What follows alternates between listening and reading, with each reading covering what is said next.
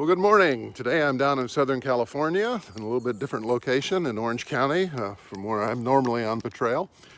So I thought I'd talk a little bit today about some of my personal experiences and give you the benefit of some of the things that I've learned along the way. Early in my career, I had a retail stores, a number of them throughout the Bay Area. And as I did site locations for these stores, I had a specific profile in mind of the type of location that would really work well for me. However, this one point in time, I found the location that I just fell in love with. It was outside of the parameters, and I didn't have any experience in that type of location, but I was convinced, or at least I should say that I convinced myself that this location would be ideal, and that even though I would be paying more rent for this location, that the increased sales would more than offset the higher rent. Well, I went ahead and did the lease on that and signed the lease, which had an early benefit, leasehold improvements, which were really expensive for this location because it was a new building, and I had to, design the location specifically for what I wanted to do. Well, fast forward nearly 3 years, I had signed a 3-year lease.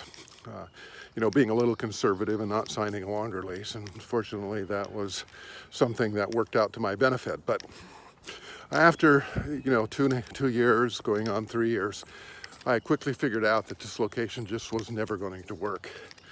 And if I had known better, known more, perhaps gotten some feedback, but I acted impulsively.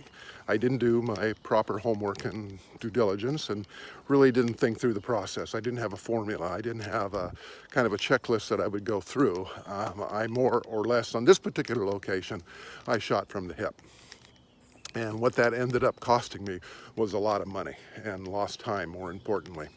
When I relate this back to how individuals in the world that I talk with that are business intermediaries, business brokers, M&A specialists, and transaction attorneys, people like that, they share with me kind of the process that they go through and how they help and position people for a business exit and entrepreneurs that are getting ready for an exit. And there is a process, there is a method to the madness. I often think about, entrepreneurs out there only sell their business maybe once or twice during a career. There are very few serial entrepreneurs out there. Most of the people that are listening to the podcast and that I talk to are individuals that, sell their location or their business once. And as I've thought through that, you look at people like Tiger Woods or Tom Brady or these highly accomplished athletes. They have coaches, they have people that they rely on because they don't know everything. They realize they don't know everything, even though they have the physical capabilities and mental toughness. They realize that the finer points that sets them apart from the competition is what they don't know and finding people that know what they don't know. And I think as people, look at their business and, when they are getting to a point where they're thinking about selling, if you haven't been through that process before, you probably need to think about who you're going to surround yourself that knows more than you know, because what you don't know is what really will hurt you. And as I think about this, one of the things that is fairly evident in my podcast is that there are some very skilled people out there, and regardless of who you find, whether it's an M&A specialist or a business broker, whomever, an attorney, that will help you through that process. It's been down that road before. It's probably well worth the time and the effort and whatever it costs you to have someone on your team. In fact, you should probably assemble a team that will help you through that process. And you shouldn't do it, kind of like I did it when I was looking at these retail locations. I kind of waited to the last minute, and there was competition for that location, and I went ahead and, made a decision based on my gut feeling. And sometimes those things work out, but more often than not, they don't work out. And so I guess my thought for today is that as you think about your business and getting to a point where you might want to exit that business, you really might want to think about the opportunities that you have to be able to, think about the positioning of your business for sale, positioning it with advice and that you actually do create a situation where you know better. And when you know better, you will do better. And this has been borne out time and time again. I can't tell you how many stories on the podcast that we have that people that didn't know any better really ended up in very sad situations that ended up costing them, hundreds of thousands, if not millions of dollars. And in some cases, their business went close to zero and they had to walk away from the business because they really didn't think enough about planning.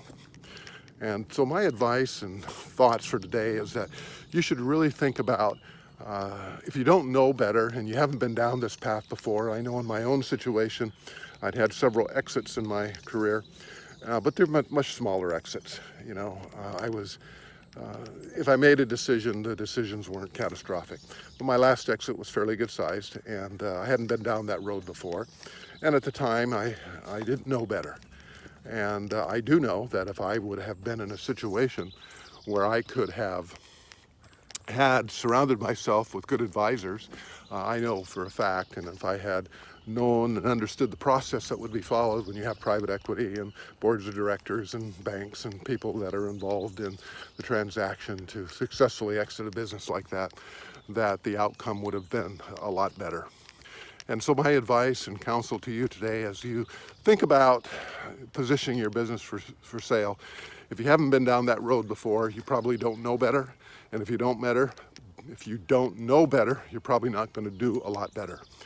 So surround yourself with those people that have been down that road before and know a little bit more about the situation and how to position a business for sale and how to successfully exit, because you will have the opportunity to take advantage of, just like, as I mentioned earlier, Tom Brady or Tiger Woods or whomever, that you will be able to successfully get the type of information that you need to be able to do better. And if you know better and do better, you're going to successfully benefit from that knowledge of yourself and others. So this is Marvin L. Storm on the trail. Just consider what I've said today and think about it. And as you go through the process of positioning your business or thinking about positioning your business for sale, I want to wish you the best, and we'll see you on another episode of On the Trail in the future.